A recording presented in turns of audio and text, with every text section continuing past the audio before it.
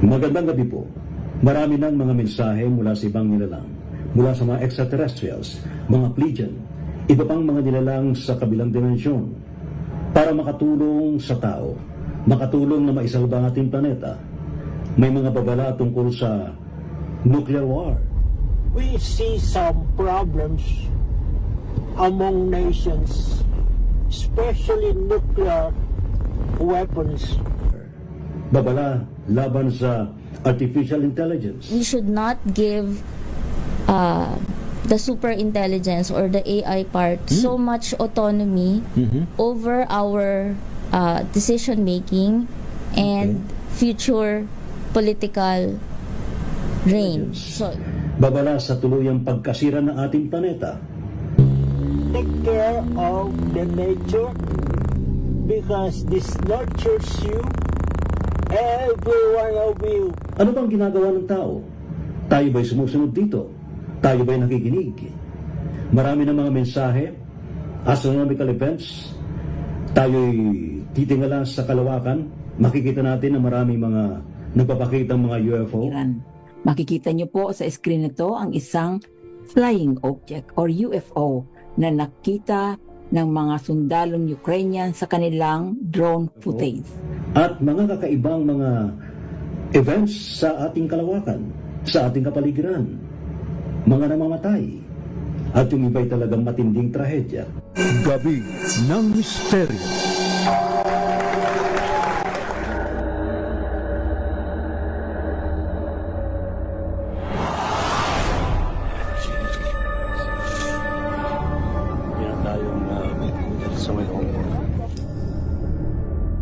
You can offer prayers. Wala namang mawawala nila. Flower. They also burn incense. Diplomat Hotel? Na North Cemetery.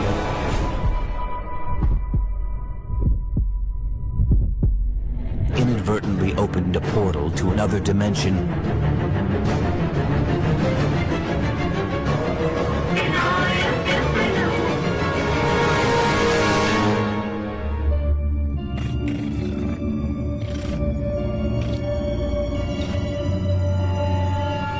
Mga kamisteryo, ngayong gabi ito pag-usapan natin ang tungkol sa mga mensahe, iba pang mga events na nangyayari sa buhay ng tao, mga kalamidad, iba pang mga pangitain natin nakikita sa kalawakan, sa ating kapaligiran.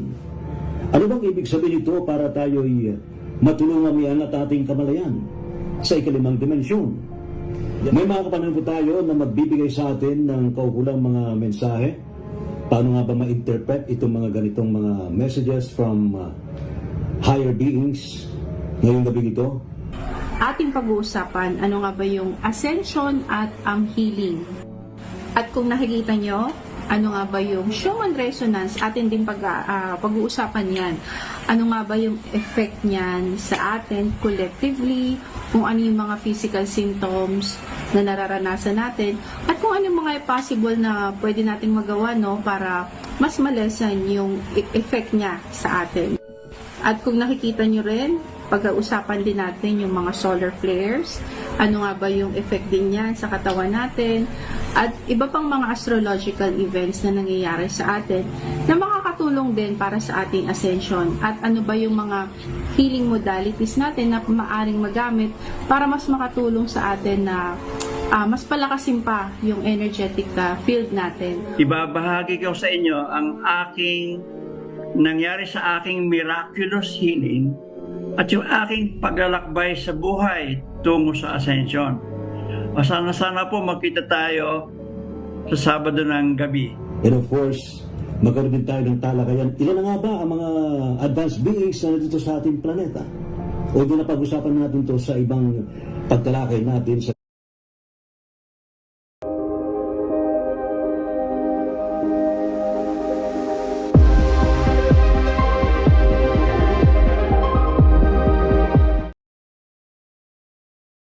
pagtalakay natin sa gabi ng misteryo.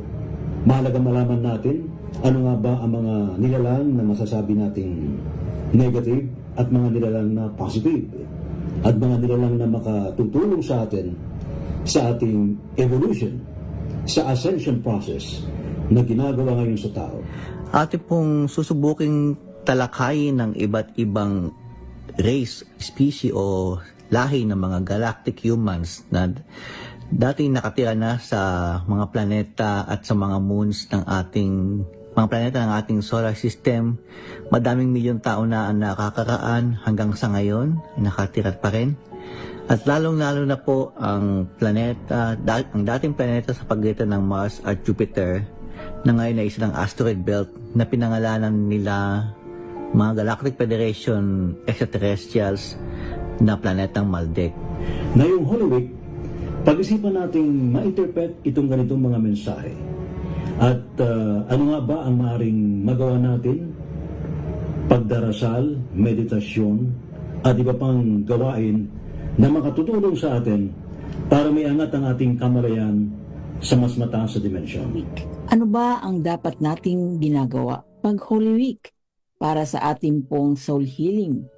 Ito rin po ang araw na ang ating kaluluwa ay nakikipag-ugnayan sa ating pong may likha. At ito rin ang panahon para tayo ay kaisa sa mga elemento ng ating pagkatao, pagbisita sa mga sagradong lugar, at saka sa malalakas na enerhiyang mga simbahan. Marami pa kayong matututunan ngayong gabi alas 10. Sali po kayo sa Gabi ng Misteryo. Yan po ating pag-uusapan ngayong gabi ito sa Gabi ng Misteryo, 10 to 11 p.m. sa DZRH. Walang absent. See you! Gabi ng Misteryo. Talagayang kababalaghan, pananaliksik sa kapangyarihan ng isipan, pagpapakita ng mga nilalang, inyong matutunghayan sa Gabi ng Misteryo. Kasama si Ray Sibayan tuwing Sabado, alas 10 ng gabi sa DZRH Radio, DZRH TV at DZRH Online. Gabi ng Misteryo.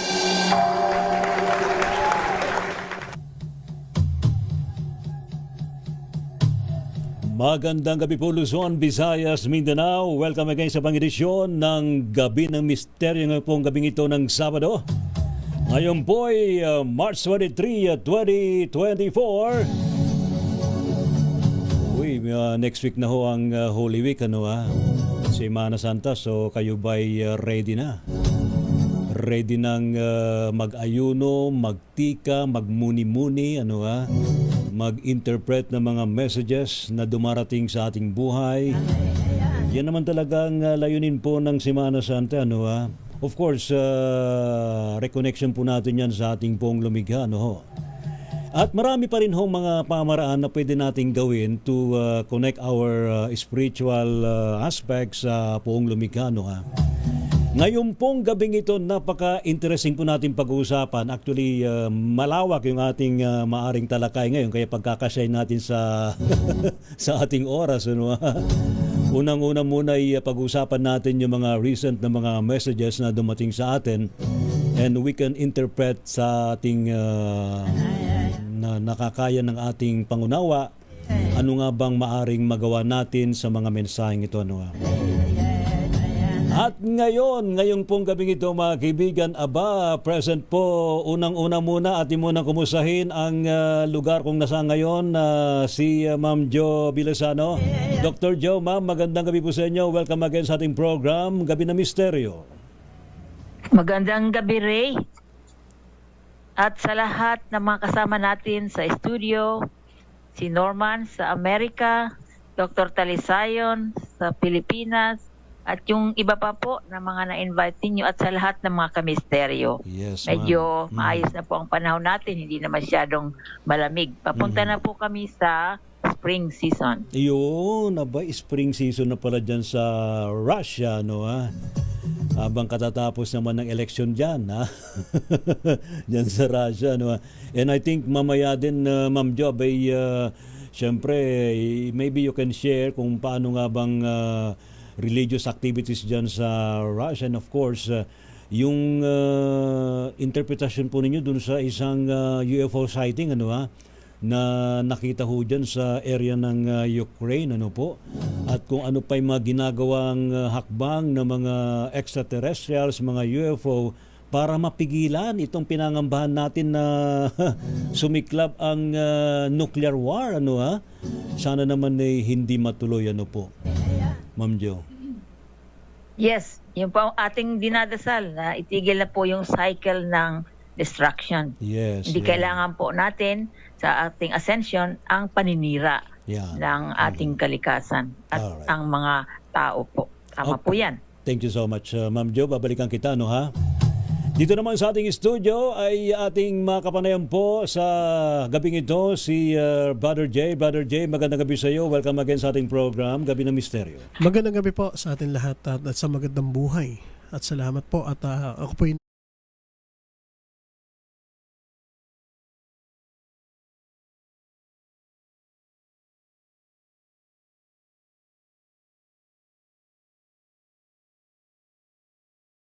salamat po at ako po yung naimbitahan po ulit. Ayun, no. Ay, kumusta ka na at kumusta naman ang dating nitong mga enerhiya sa atin, ha? Actually, maraming ganap, maraming messages na ipinaparamdam o pinapakita sa atin na kailangan natin mag-prepared. Oo, talaga. Mamaya marami kang babanggitin, ano ha? Si Miss Hercel na sa ating ding studio, mga kaibigan. Present si Ma'am, si Miss Hercel. Miss Hercel, magandang gabi sa iyo. Welcome again sa ating program. Good evening po sa inyong lahat. Good evening po Sir Ray. At good evening po sa mga nasa online na kasama po natin. Ayun. Salamat po ulit sa pag-invite niyo po sa akin. Oh, saka very special din ang iyong arrival dito uli sa ating program kasi ikaw mag-i-interpret itong human resonance, itong dumarating sa ating mga enerhiya mula sa haring araw. Ano bang epekto dito sa atin? Ano nga bang epekto nito sa ating katawan? Itong ganitong pagbabago sa frequencies. Actually, yung mga taon mas nagiging aware na po sila in conscious, ano. Kasi yung dating po sa atin is sumasakit yung ulo. Yan, very basic po yan, ano. Abay, iba kasi nag-isip, bakit ganun? Biglang na lang sumasakit yung ulo, tapos biglang nawawal, tapos biglang na naman mas malakas pa yung sakit. Yun nga po. So, ang nangyari po kasi, syempre, iniinuman ng gamot. So, nasusupress. Well, again... So, ano gagawin natin?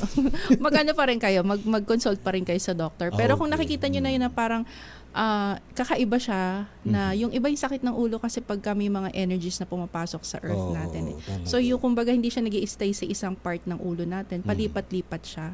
Tapos nag-a-adjust ba yung ating antena? Yes. Ganun ba yun? Nag-a-adjust din po yung katawan natin sa Doktor energy. magpapaliwanag din yung mga adjustment ng antena mamaya. No? Opo, so nag-a-adjust din po yung katawan natin sa energies. So ngayon, kung ang katawan natin ay more on punong-puno din ng mga negative energies, affected talaga. That's why... So we have to dump and heal. mga negativity yan, yung sa mga atin. traumas natin kasi yan ang tinatamaan talaga. And yung mga frequencies na pumapasok sa atin dito sa mundo is actually for us to be healed para mas matulungan tayong gumaling. Pero yung ibang tao nga, dahil hindi nila naintindihan yung ganito, umiinom sila ng gamot. So nasusuppress yung dapat na emotions na dapat na i-release natin. No? So, mamaya babanggitin mo how to release yes, yung mga po. negative emotions na nararamdaman natin. Lalo na pag tayo'y tawag dito, nireject ng ating crush. Di ba? And speaking of crush, Christos, magandang gabi sa iyo. Kumusta ka na? Mabuti po. Mabuti po Sir Ray at magandang gabi rin po sa lahat ng kamisteryo po natin and doing good naman po, all is well. Maliwanag sa mukha mo ngayon. Opo. Nakaka-recover na ba? Opo, naka-recover na po. Good. And I think you can also share kung meron ka mga visions na maaaring mai-share sa ating mga kapabayan. Meron ba? Yes po, actually nung last siguro po 2 days before po is nagkaroon po kami ni Master J ng meditation. Kasi nagkaroon ng downloads sa universe. Then sinala po namin kung ano po yung pinaparating na message. And yun nga po, there might be some, wag naman sana, there's some chaos, war. Then yun nga po, then parang gusto namin magkaroon ng grand meditation for peace and love and unity.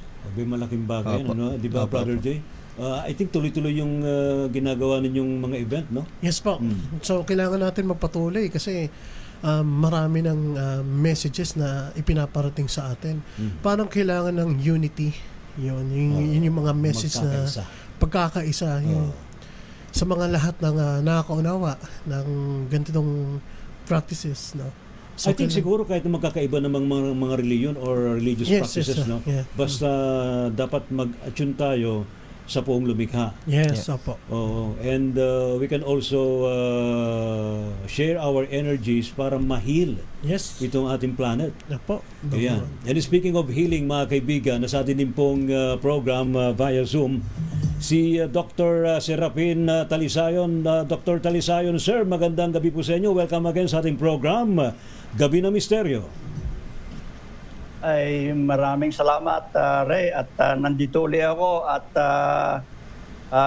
good night and I'm happy to be here, Ray. Opo, at marami akong mamimit na mga kaibigan pala dito. Yes, opo. And especially, sabi nyo, good night, pero yung nasa ano yata kayo ngayon, nasa beach resort yata kayo. Hindi, background lang yun. Ano yan, peke yan. Pero speaking of itong healing, Dr. Talisayon, sir, paano ba yung nangyari sa inyo based on your experience?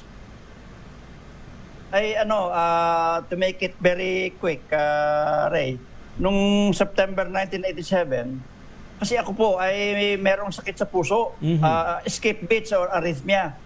Yung aking puso nakakalimot, tumibok. Baka kulang sa pagmamahal. Oo. Kaya nakalimutan it's tumibok. getting worse. And nawawala yung bawat isang beat. May isang beat nawawala. Ang sabi ng aking heart doctor, ako daw bigeminal na yung aking arrhythmia. Opo. Sabi ko sa kanya, doc, ilang taon pa ako bago ko, ang buhay ko. Ayaw niya akong sagutin. Ikaw pala, pag alam mong mamamatay ka na,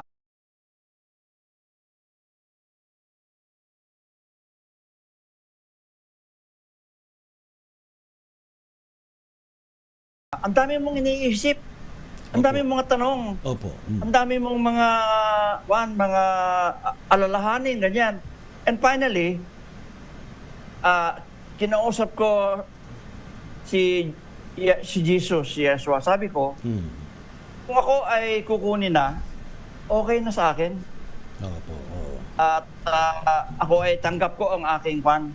Pero kung meron pa akong dapat gawin, okay din sa akin, wala na, it's no longer my will, it's your will. Ano pong sabi Total sa inyo? surrender. Ano pong sabi sa inyo? Nung kinaumagahan, mga bandang alas 4, Ray, alas 5, meron akong very vivid dream. Opo.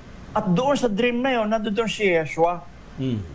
At binigyan niya ako ng isang, kumbaga, merong isang plato na meron dong parang cake na manipis na shaped like a Valentine.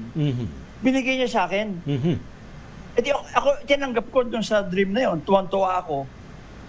Nung ako magising, nung araw na yon, lahat, meron din akong asthma noon, walang asthma, nawala tanggal. lahat. Meron din akong allergic rhinitis, natanggal. Opo. Yung aking arrhythmia, natanggal. Miraculous healing, Ray. Opo. Kaya opo. kasi ang aking message sa akin ay, I am given a new heart because I have something to do. Yes. So, ano po yung something to do po na sinabi sa inyo? Mission sa buhay. Kaya ngayon, ang problema ko, ano ba ang mission ko sa buhay? Yes. So, Anong aking gagawin? Opo. So, doon ko po inumpisahang matuto ng kung paano makinig sa utos ng Diyos. Ang tawag ko diyan ay rema. Pero marami tayong mga intuition, yes. or calling, or ganyan, marami mga terms pero yan, natuto ako na kumonekta sa Kanya. Kaya ngayon, tuloy-tuloy ang aking konekta sa Kanya, hindi lang sa Kanya, sa aking spirit guide. So, i-share naman po ninyo itong mga ganitong mga ginagawa ho ninyo, Dr. Talisayon, sir. In what way po? Opo. At ako ay ngayon, ang aking mission ngayon ay ipalaganap ang practice ng Rema. Rema, ang ibig sabihin ng Rema is a Greek word na ginagamit ng mga earliest Christians to mean personally heard word of God. So you preach It's and... the Holy opo. Spirit that you heard. Opo. Kung minsan pagka umaga, usually mga early in the morning, meron akong maririnig na boses. Anong sabi po sa inyo? O kaya meron darating na idea o kaya picture sa aking isip. Ayun, sinusunod ko yun, yan ang mga utos sa akin. Ayun. Ganun po. Ayun. So, tuloy-tuloy pa ho ito, no, Dr. Talisayon, sir. Opo, tuloy-tuloy. Ayun. Siguro dumating din pong mensahe sa inyo na kailangan mag-guest ka sa Gabi ng Misteryo. alam mo, Ray, hindi yan coincidence. Yes. There's no There such is thing always as a reason coincidence. behind everything, including why we are here together. Yes, I agree. So, Dr. Talisayon, si Ma'am Jo siguro makapag-share ng ano bang itong binabagit dito ni Dr. Talisayon na Ma'am Jo, yung nagkakaroon ng beats of yung heartbeat na pag ang planet ba natin nagkakaroon din ba ng ganon arrhythmia? Meron pong puso, meron pong beat ang planeta. Kasi we believe ang na ating buhay pong ang planet. mag-vibrate ay kasama lahat. So mayroon po tayong cosmic record. Kumbaga, yung motherboard natin nasa cosmos. Yes. Mayroon tayo dyan na kopya kung anong kalalagyan, kung anong status ng ating pagkatao, yung ating kalusugan, lahat. So nung humingi po, nung inilagay ni Dr. Talisayon ang sarili niya he entrusted yung kanyang health doon sa God. Ay yun po ang point na yung kanyang vibration po, yung beat ng kanyang pagkatao ay nagkonekta doon sa beat ng kanyang creator. Naalala ng katawan niya. Opo. Teka, ang ating katawan walang skipping of heartbeat. Malusog at buo ang katawan. Kaya nagkaroon po siya ng miracle healing yung Mu wave, Mu ang tawag doon, Ray, yun ang Bluetooth wave. So nag-vibrate o nag-beat yung katawan ni Dr. Talisayon kasing beat ng cosmic wave na file niya. Kaya kinaumagahan, nawala lahat ng mga sakit niya kasi naalala ng kanyang 50 trillion cells na wala pala sa dapat na sakit. Yun po yung moment of miracle healing ni Dr. Talisayon. At doon din, sa kanyang experience na yon, nakonekta siya, nagkaroon ng direct link, direct line doon sa kanyang spiritual internet. Kaya download siya ng download. Siguro 10 na ang nagawa niya na libro kasi mga downloads niya, ginagawa niyang libro at napakalaga yung kanyang libro na Healing the Planet Earth. Marami po siyang natutulungan para magising. Ano ba ang role natin dito sa planetang ito? Kumain lang, gastusin lahat ang mga resources ng planeta? Hindi. Meron po tayong role as a co-creator. At ito ay kailangan natin maalala, lalo na po ngayong panahon ng ating Panginoon kung tayo po ay mga Christians, yung ating pakikipag-ugnayan, pakikiisa sa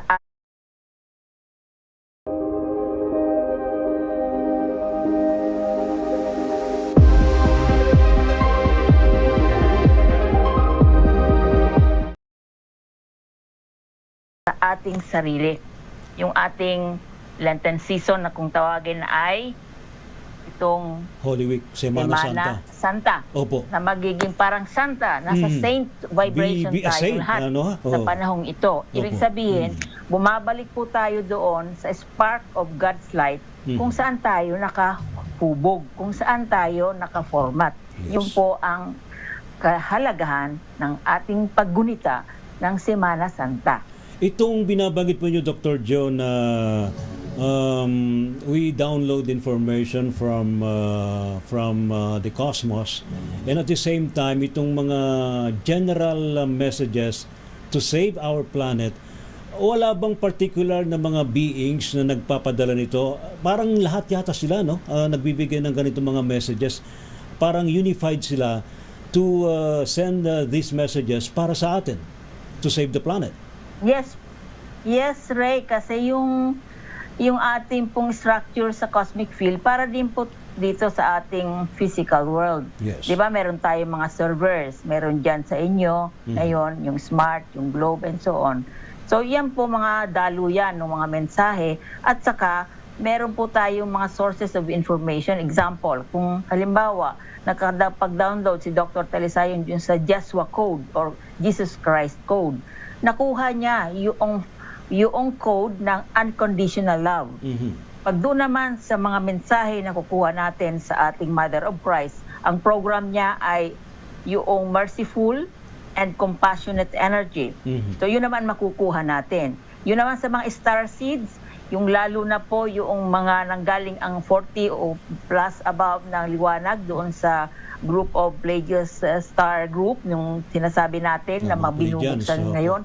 Ang dami nilang binibigay sa atin po na mensaheng alagaan. Ang ating planeta, huwag niyong sirain. Kasi pag sinira Very natin, strong a message. ang katawan din natin ang nasisira. Correct. So may kanya-kanya po na information file na binibigay sa atin, Ray. Ayun. Parang mga libro din na Opo. file sa kalawakan po. Pero of course, kahit na mayroon pong ganitong mga messages from beings na nagpo-promote ng life, love, and peace, meron din pong mga humahatak na dark forces. Ano ho, Dr. Joe? Ay may katimbang po yan. May hierarchy po. Kung gaano po, meron tayong cherubims, may angel, may mga archangels. Meron din po sa kaliwang katapat. Kaya pag ang vibration po natin ay may baba, doon po tayo kumukuha. Pareho po nung mga nagmassacre dito sa isang concert, doon sila nakakuha sa destructive vibration. Kaya yun ang ginawa nila. Pero tayo, nasa taas, nakaangat ang vibration, doon tayo nagpipick up ng information to support yung ating planeta, yung pagmamahal, lahat po. Ayun, so naghahatakan po yung good forces and bad forces. Ano po? Ayan, naku naman. Lagi po yan. Kaya ang responsibility po natin para tayo hindi mag-download ng mga hindi mainam ay palawakin. Yung kailangan tayo parang micro-sun. Yes. Sumisinag talaga tayo, Ray. Kasi pag sumisinag tayo, ang ating madadownload ay yung mabubuti.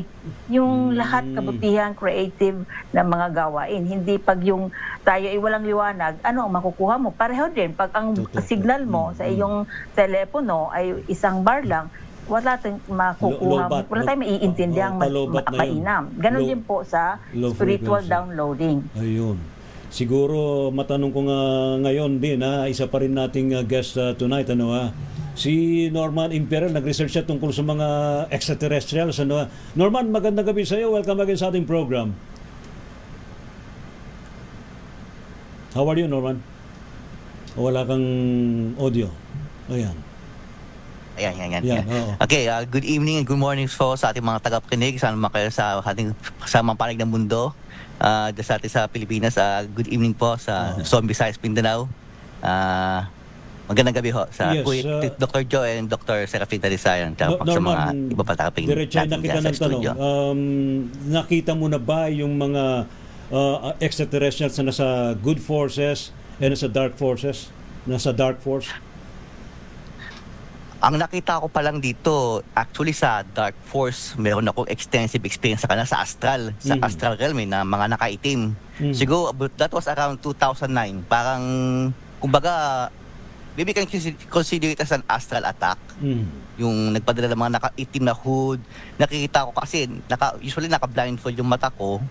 Nakikita ko sila nakapikit ako, nakitataka nga ako, yung pala nakakita sa kanila yung astral body ko, sabi ni Amang sa grupo namin. Tapos mahaba yun so pang mga magician, siguro mga occult society ng mga black group society, something like that, yung pangalang grupo nila.